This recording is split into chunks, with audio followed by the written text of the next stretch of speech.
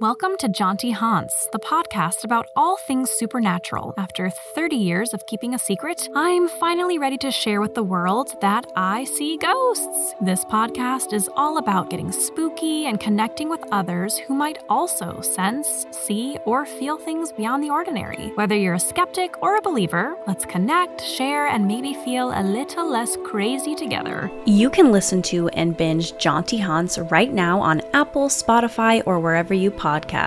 Stay spooky, ghoul friends. Have you ever been listening to a creepy ghost story or haunting history and you're like, damn, this is so enjoyable, but I wish my friends were here so we could experience it together? That's us. We're your girls, and we'll bring the snacks when you join us on I Scream, You Scream, the podcast where we serve up chilling stories with a side of our favorite ice cream.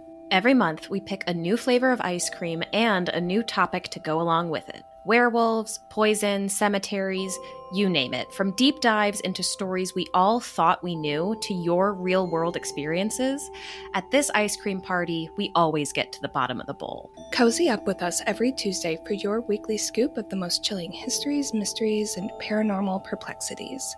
Until then, keep it cool. And keep it creepy.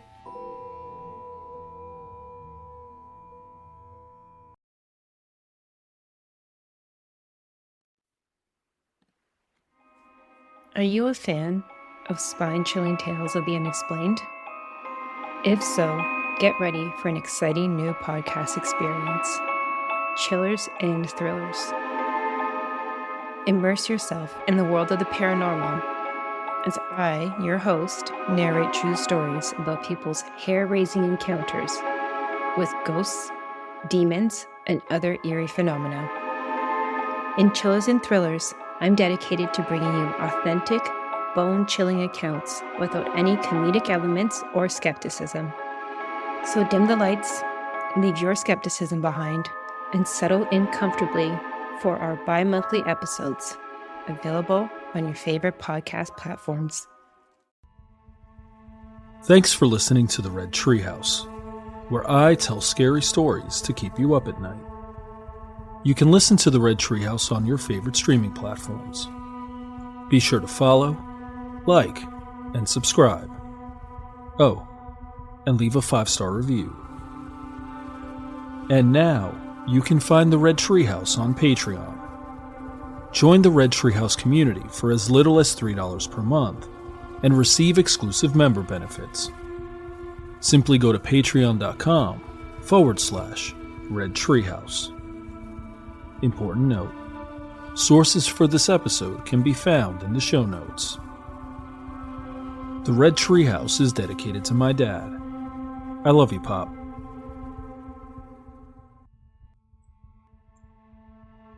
In this episode of the Red Treehouse, I'm going to read you Frankenstein chapters 5 and 6.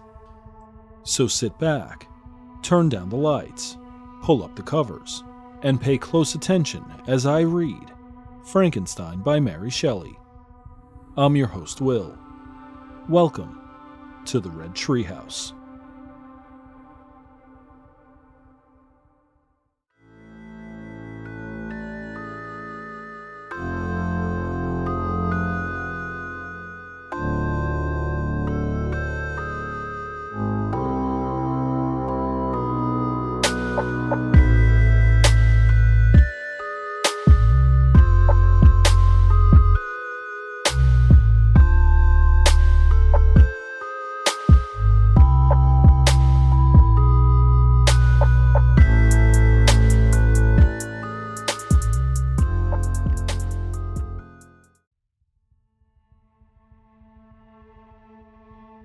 Frankenstein, Chapter 5. It was on a dreary night of November that I beheld the accomplishment of my toils.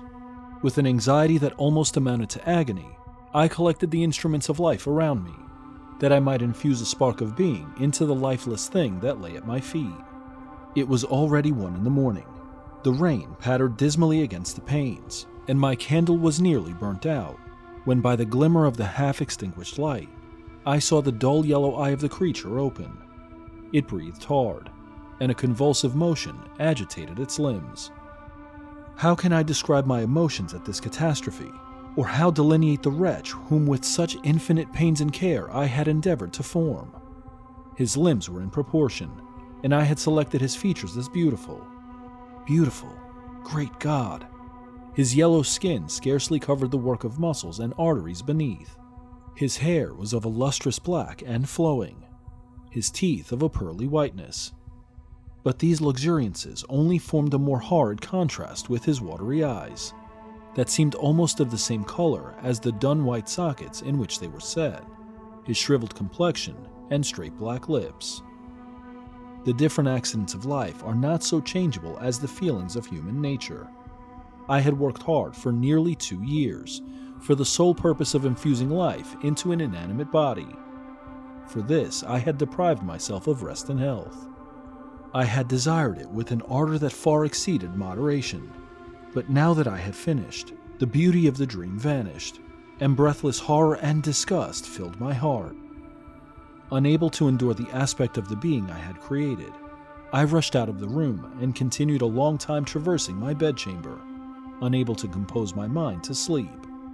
At length, lassitude succeeded to the tumult I had before endured, and I threw myself on the bed in my clothes, endeavoring to seek a few moments of forgetfulness. But it was in vain. I slept, indeed, but I was disturbed by the wildest dreams. I thought I saw Elizabeth, in the bloom of health, walking in the streets of Ingolstadt. Delighted and surprised, I embraced her, but as I imprinted the first kiss on her lips, they became livid with the hue of death. Her features appeared to change, and I thought that I held the corpse of my dead mother in my arms. A shroud enveloped her form, and I saw the grave worms crawling in the folds of the flannel. I started from my sleep with horror. A cold dew covered my forehead, my teeth chattered, and every limb became convulsed, when by the dim and yellow light of the moon, as it forced its way through the window shutters, I beheld the wretch, the miserable monster whom I had created. He held up the curtain of the bed, and his eyes, if eyes they may be called, were fixed on me. His jaws opened, and he muttered some inarticulate sounds, while a grin wrinkled his cheeks. He might have spoken, but I did not hear. One hand was stretched out, seemingly to detain me, but I escaped and rushed downstairs. I took refuge in the courtyard belonging to the house which I inhabited, where I remained during the rest of the night, walking up and down in the greatest agitation, listening attentively, catching and fearing each sound as if it were to announce the approach of the demoniacal corpse to which I had so miserably given life. Oh, no mortal could support the horror of that countenance. A mummy again endued with animation could not be so hideous as that wretch. I had gazed on him while unfinished. He was ugly then, but when those muscles and joints were rendered capable of motion, it became a thing such as even Dante could not have conceived. I passed the night wretchedly. Sometimes my pulse beat so quickly and hardly that I felt the palpitation of every artery. At others, I nearly sank to the ground through languor and extreme weakness. Mingled with this horror, I felt the bitterness of disappointment. Dreams that had been my food and pleasant rest for so long a space were now become a hell to me. And the change was so rapid, the overthrow so complete. Morning, dismal and wet, at length dawned and discovered to my sleepless and aching eyes the church of Ingolstadt, its white steeple and clock, which indicated the 6th hour. The porter opened the gates of the court, which had that night been my asylum, and I issued into the streets, pacing them with quick steps, as if I sought to avoid the wretch whom I feared every turning of the street would present to my view. I did not dare return to the apartment which I inhabited, but felt impelled to hurry on, although drenched by the rain which poured from a black and comfortless sky. I continued walking in this manner for some time, endeavoring by bodily exercise to ease the load that weighed upon my mind. I traversed the streets without any clear conception of where I was or what I was doing. My heart palpitated in the sickness of fear, and I hurried on with irregular steps, not daring to look about me, like one who on a lonely road doth walk in fear and dread, and, having once turned round, walks on, and turns no more his head, because he knows a frightful fiend doth close behind him tread, Coleridge's Ancient Mariner. Continuing thus, I came at length opposite to the inn at which the various diligences and carriages usually stopped. Here I paused. I knew not why, but I remained some minutes with my eyes fixed on a coach that was coming towards me from the other end of the street. As it drew nearer, I observed that it was the Swiss diligence. It stopped just where I was standing, and on the door being opened, I perceived Henry Clerval, who, on seeing me, instantly sprung out. "My dear Frankenstein," exclaimed he, "how glad I am to see you! How fortunate that you should be here at the very moment of my alighting!" Nothing could equal my delight on seeing Clerval. His presence brought back to my thoughts my father, Elizabeth, and all those scenes of home so dear to my recollection. I grasped his hand, and in a moment forgot my horror and misfortune. I felt suddenly, and for the first time during many months, calm and serene joy. I welcomed my friend, therefore, in the most cordial manner, and we walked towards my college. Clerval continued talking for some time about our mutual friends and his own good fortune in being permitted to come to Ingolstadt. "You may easily believe," said he, "how great was the difficulty to persuade my father that all necessary knowledge was not comprised in the noble art of bookkeeping. And indeed, I believe I left him incredulous to the last, for his constant answer to my unwearied entreaties was the same as that of the Dutch schoolmaster in The Vicar of Wakefield. I have 10,000 florins a year without Greek. I eat heartily without Greek." But his affection for me at length overcame his dislike of learning, and he has permitted me to undertake a voyage of discovery to the land of knowledge. It gives me the greatest delight to see you, but tell me how you left my father, brothers, and Elizabeth. "Very well and very happy, only a little uneasy that they hear from you so seldom. By the by, I mean to lecture you a little upon their account myself.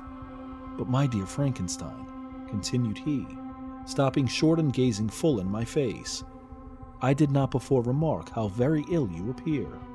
So thin and pale. You look as if you had been watching for several nights." "You have guessed right. I have lately been so deeply engaged in one occupation that I have not allowed myself sufficient rest, as you see. But I sincerely hope, that all these employments are now at an end, and that I am at length free." I trembled excessively. I could not endure to think of, and far less allude to, the occurrences of the preceding night. I walked with a quick pace, and we soon arrived at my college. I then reflected, and the thought made me shiver, that the creature whom I had left in my apartment might still be there, alive and walking about. I dreaded to behold this monster, but I feared still more that Henry should see him. Entreating him, therefore, to remain a few minutes at the bottom of the stairs, I darted up towards my own room. My hand was already on the lock of the door before I recollected myself. I then paused, and a cold shivering came over me. I threw the door forcibly open, as children are accustomed to do when they expect a specter to stand in waiting for them on the other side. But nothing appeared. I stepped fearfully in. The apartment was empty, and my bedroom was also freed from its hideous guest. I could hardly believe that so great a fortune could have befallen me. But when I became assured that my enemy had indeed fled, I clapped my hands for joy and ran down to Clerval. We ascended into my room, and the servant pleasantly brought breakfast, but I was unable to contain myself. It was not joy only that possessed me. I felt my flesh tingle with excess of sensitiveness, and my pulse beat rapidly. I was unable to remain for a single instant in the same place. I jumped over the chairs, clapped my hands, and laughed aloud. Clerval at first attributed my unusual spirits to joy on his arrival, but when he observed me more attentively, he saw a wildness in my eyes for which he could not account, and my loud, unrestrained, heartless laughter frightened and astonished him. "My dear Victor," cried he, "what for God's sake is the matter? Do not laugh in that manner. How ill you are! What is the cause of all this?" "Do not ask me," cried I, putting my hands before my eyes, for I thought I saw the dreaded specter glide into the room. "He can tell. Oh, save me! Save me!" I imagined that the monster seized me. I struggled furiously and fell down in a fit. Poor Clerval. What must have been his feelings? A meeting which he anticipated with such joy, so strangely turned to bitterness. But I was not the witness of his grief, for I was lifeless and did not recover my senses for a long, long time. This was the commencement of a nervous fever which confined me for several months. During all that time, Henry was my only nurse. I afterwards learned that, knowing my father's advanced age and unfitness for so long a journey, and how wretched my sickness would make Elizabeth, he spared them this grief by concealing the extent of my disorder. He knew that I could not have a more kind and attentive nurse than himself, and, firm in the hope he felt of my recovery, he did not doubt that, instead of doing harm, he performed the kindest action that he could towards them. But I was in reality very ill, and surely nothing but the unbounded and unremitting attentions of my friend could have restored me to life. The form of the monster on whom I had bestowed existence was forever before my eyes, and I raved incessantly concerning him. Doubtless my words surprised Henry. He at first believed them to be the wanderings of my disturbed imagination, but the pertinacity with which I continually recurred to the same subject persuaded him that my disorder indeed owed its origin to some uncommon and terrible event. By very slow degrees, and with frequent relapses that alarmed and grieved my friend, I recovered. I remember the first time I became capable of observing outward objects with any kind of pleasure. I perceived that the fallen leaves had disappeared, and that the young buds were shooting forth from the trees that shaded my window. It was a divine spring, and the season contributed greatly to my convalescence. I felt also sentiments of joy and affection revive in my bosom. My gloom disappeared, and in a short time I became as cheerful as before I was attacked by the fatal passion. "Dearest Clerval," exclaimed I, "how kind, how very good you are to me! This whole winter, instead of being spent in study, as you promised yourself, has been consumed in my sick room. How shall I ever repay you? I feel the greatest remorse for the disappointment of which I have been the occasion, but you will forgive me. You will repay me entirely if you do not discompose yourself, but get well as fast as you can. And since you appear in such good spirits, I may speak to you on one subject, may I not?" I trembled. One subject? What could it be? Could he allude to an object on whom I dared not even think? "Compose yourself," said Clerval, who observed my change of color. "I will not mention it if it agitates you, but your father and cousin would be very happy if they received a letter from you in your own handwriting. They hardly know how ill you have been, and are uneasy at your long silence. Is that all, my dear Henry? How could you suppose that my first thought would not fly towards those dear, dear friends whom I love and who are so deserving of my love? If this is your present temper, my friend, you will perhaps be glad to see a letter that has been lying here for some days for you. It is from your cousin, I believe."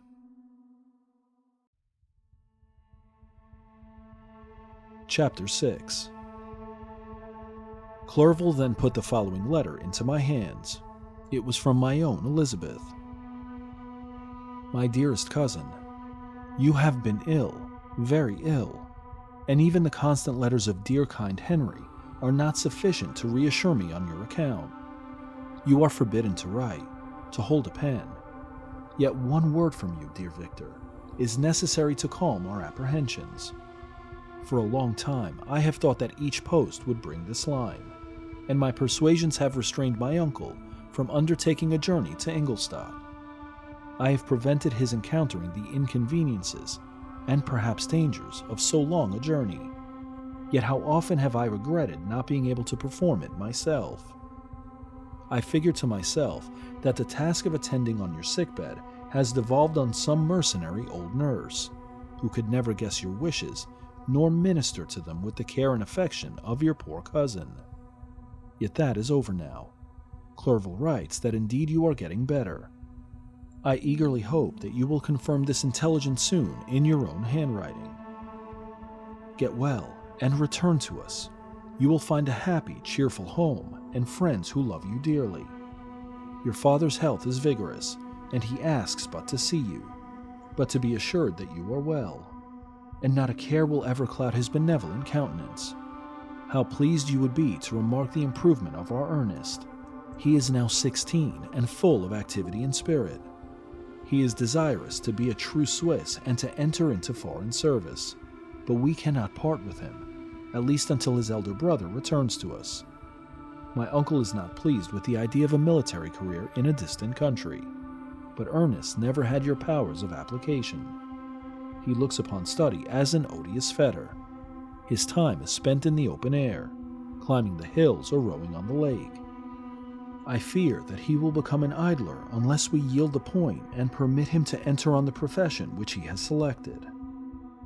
Little alteration, except the growth of our dear children, has taken place since you left. The blue lake and snow-clad mountains, they never change. And I think our placid home and our contented hearts are regulated by the same immutable laws. My trifling occupations take up my time and amuse me, and I am rewarded for any exertions by seeing none but happy, kind faces around me. Since you left us, but one change has taken place in our little household. Do you remember on what occasion Justine Moritz entered our family? Probably you do not. I will relate her history, therefore, in a few words. Madame Moritz, her mother, was a widow with 4 children, of whom Justine was the third. This girl had always been the favorite of her father, but through a strange perversity, her mother could not endure her, and after the death of M. Moritz, treated her very ill. My aunt observed this, and when Justine was 12 years of age, prevailed on her mother to allow her to live at our house. The republican institutions of our country have produced simpler and happier manners than those which prevail in the great monarchies that surround it. Hence, there is little distinction between the several classes of its inhabitants, and the lower orders, being neither so poor nor so despised, their manners are more refined and moral. A servant in Geneva does not mean the same thing as a servant in France and England. Justine, thus received in our family, learned the duties of a servant, a condition which, in our fortunate country, does not include the idea of ignorance and a sacrifice of the dignity of a human being. Justine, you may remember, was a great favorite of yours, and I recollect you once remarked that if you were in an ill humor, one glance from Justine could dissipate it, for the same reason that Ariosto gives concerning the beauty of Angelica. She looked so frank-hearted and happy. My aunt conceived a great attachment for her, by which she was induced to give her an education superior to that which she had at first intended. This benefit was fully repaid. Justine was the most grateful little creature in the world. I do not mean that she made any professions. I never heard one pass her lips, but you could see by her eyes that she almost adored her protectress. Although her disposition was gay, and in many respects inconsiderate, yet she paid the greatest attention to every gesture of my aunt. She thought her the model of all excellence and endeavored to imitate her phraseology and manners, so that even now she often reminds me of her. When my dearest aunt died, everyone was much too occupied in their own grief to notice poor Justine, who had attended her during her illness with the most anxious affection. Poor Justine was very ill, but other trials were reserved for her. One by one, her brothers and sister died, and her mother, with the exception of her neglected daughter, was left childless. The conscience of the woman was troubled. She began to think that the deaths of her favorites was a judgment from heaven to chastise her partiality. She was a Roman Catholic, and I believe her confessor confirmed the idea which she had conceived. Accordingly, a few months after your departure for Ingolstadt, Justine was called home by her repentant mother. Poor girl, she wept when she quitted our house. She was much altered since the death of my aunt. Grief had given softness and a winning mildness to her manners, which had before been remarkable for vivacity. nor was her residence at her mother's house of a nature to restore her gaiety. The poor woman was very vacillating in her repentance. She sometimes begged Justine to forgive her unkindness, but much oftener accused her of having caused the deaths of her brothers and sister. Perpetual fretting at length threw Madame Moritz into a decline, which at first increased her irritability, but she is now at peace forever. She died on the first approach of cold weather, at the beginning of this last winter. Justine has just returned to us, and I assure you I love her tenderly. She is very clever and gentle, and extremely pretty. As I mentioned before, her mien and her expression continually remind me of my dear aunt. I must say also a few words to you, my dear cousin, of little darling William. I wish you could see him. He is very tall of his age, with sweet laughing blue eyes, dark eyelashes, and curling hair. When he smiles, 2 little dimples appear on each cheek, which are rosy with health. He has already had 1 or 2 little wives, but Louisa Byron is his favorite, a pretty little girl of 5 years of age. Now, dear Victor, I dare say you wish to be indulged in a little gossip concerning the good people of Geneva. The pretty Miss Mansfield has already received the congratulatory visits on her approaching marriage with a young Englishman, John Melbourne, Esquire. Her ugly sister Manon married M. Duvillard, the rich banker, last autumn. Your favorite schoolfellow, Louis Manoir, has suffered several misfortunes since the departure of Clerval from Geneva, but he has already recovered his spirits and is reported to be on the point of marrying a lively, pretty Frenchwoman, Madame Tavernier. She is a widow and much older than Manoir, but she is very much admired and a favorite with everybody. I have written myself into better spirits, dear cousin, but my anxiety returns upon me as I conclude. Write, dearest Victor. 1 line, 1 word will be a blessing to us. 10,000 thanks to Henry for his kindness, his affection, and his many letters. We are sincerely grateful. Adieu, my cousin. Take care of yourself, and, I entreat you, write. Elizabeth Lavenza, Geneva, March 18th, 17. Dear, dear Elizabeth, I exclaimed when I had read her letter. I will write instantly, and relieve them from the anxiety they must feel. I wrote, and this exertion greatly fatigued me, but my convalescence had commenced and proceeded regularly. In another fortnight, I was able to leave my chamber. One of my first duties on my recovery was to introduce Clerval to the several professors of the university. In doing this, I underwent a kind of rough usage, ill-befitting the wounds that my mind had sustained. Ever since the fatal night, the end of my labors, and the beginning of my misfortunes, I had conceived a violent antipathy even to the name of natural philosophy.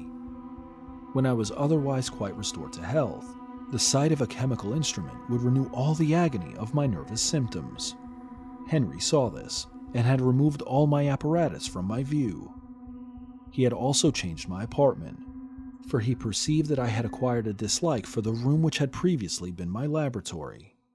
But these cares of Clerval were made of no avail when I visited the professors. M. Waldman inflicted torture when he praised, with kindness and warmth, the astonishing progress I had made in the sciences. He soon perceived that I disliked the subject, but not guessing the real cause, he attributed my feelings to modesty and changed the subject from my improvement to the science itself, with a desire, as I evidently saw, of drawing me out. What could I do? He meant to please, and he tormented me. I felt as if he had placed carefully, one by one, in my view those instruments which were to be afterwards used in putting me to a slow and cruel death. I writhed under his words, yet dared not exhibit the pain I felt. Clerval, whose eyes and feelings were always quick in discerning the sensations of others, declined the subject, alleging in excuse his total ignorance. And the conversation took a more general turn. I thanked my friend from my heart, but I did not speak. I saw plainly that he was surprised, but he never attempted to draw my secret from me. and although I loved him with a mixture of affection and reverence that knew no bounds, yet I could never persuade myself to confide in him that event which was so often present to my recollection, but which I feared the detail to another would only impress more deeply. M. Krempe was not equally docile, and in my condition at that time of almost insupportable sensitiveness, his harsh, blunt encomiums gave me even more pain than the benevolent approbation of M. Waldman.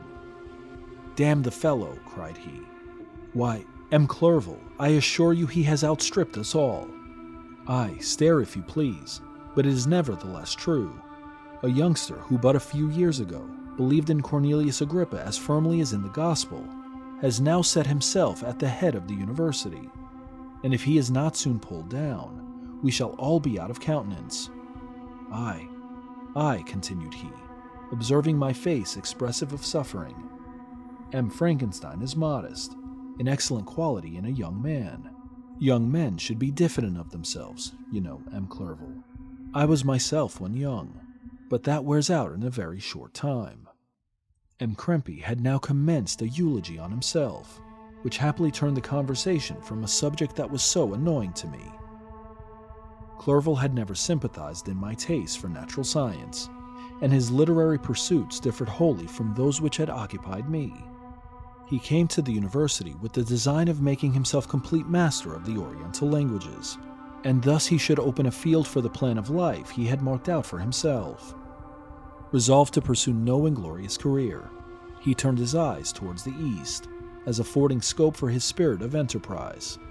The Persian, Arabic, and Sanskrit languages engaged his attention, and I was easily induced to enter on the same studies. Idleness had ever been irksome to me, and now that I wished to fly from reflection and hated my former studies, I felt great relief in being the fellow pupil with my friend, and found not only instruction, but consolation in the works of the Orientalists. I did not, like him, attempt a critical knowledge of their dialects, for I did not contemplate making any other use of them than temporary amusement. I read merely to understand their meaning, and they well repaid my labors. Their melancholy is soothing, and their joy elevating, to a degree I had never experienced in studying the authors of any other country. When you read their writings, life appears to consist in a warm sun and a garden of roses, in the smiles and frowns of a fair enemy, and the fire that consumes your own heart. How different from the manly and heroical poetry of Greece and Rome. Summer passed away in these occupations, and my return to Geneva was fixed for the latter end of autumn. But being delayed by several accidents, winter and snow arrived. The roads were deemed impassable, and my journey was deferred until the ensuing spring. I felt this delay very bitterly, for I longed to see my native town and my beloved friends. My return had only been delayed so long, from an unwillingness to leave Clerval in a strange place, before he had become acquainted with any of its inhabitants. The winter, however, was spent cheerfully, and although the spring was uncommonly late, when it came, its beauty compensated for its lateness.